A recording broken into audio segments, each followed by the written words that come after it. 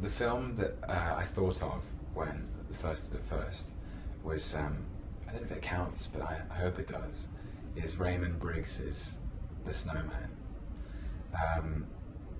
I saw it when I was very, very young, and I watched it, I think, on a loop. I think it was one of the earliest VHS tapes that I owned, and or that our whole family owned. I think I was born in the same year that VHS was kind of invented, and we had about three videos, and one of them was The Snowman,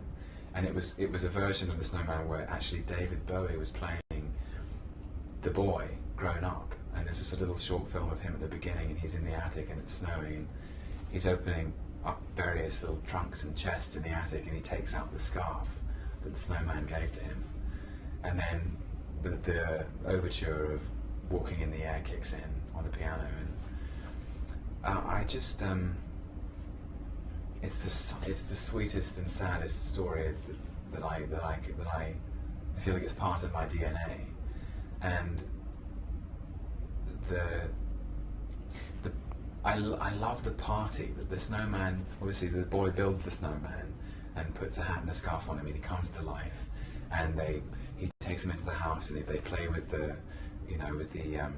model train and everything, and then he goes a bit close to the fire, so he puts him in the freezer, and it's like, oh, thank God I was melting there for a second, and tries on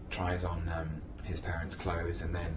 off they go and they fly away, and there's Walking in the Air, and it's just beautiful, and they're flying across the Atlantic Ocean up to the North Pole,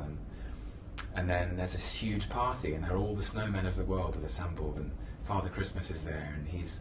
in his own tent at the back of the party, and they have a great fiesta, and they dance, and there's Scottish reels, and there's snowmen and snow women,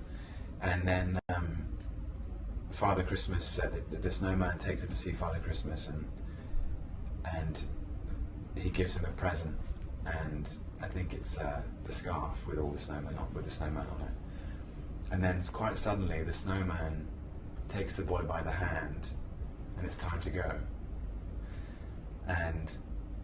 just their flight home is so sad, because it's as if it's all come to an end, you know, and everything has to come to an end, and it's kind of like the loss of innocence or something. And then he says goodnight and goodbye, and the boy goes back in the house and goes back to sleep and wakes up in the morning, and he's so excited. He bounds out of bed, and it's Christmas Day, and he looks outside and the snowman's melted. Just so sad.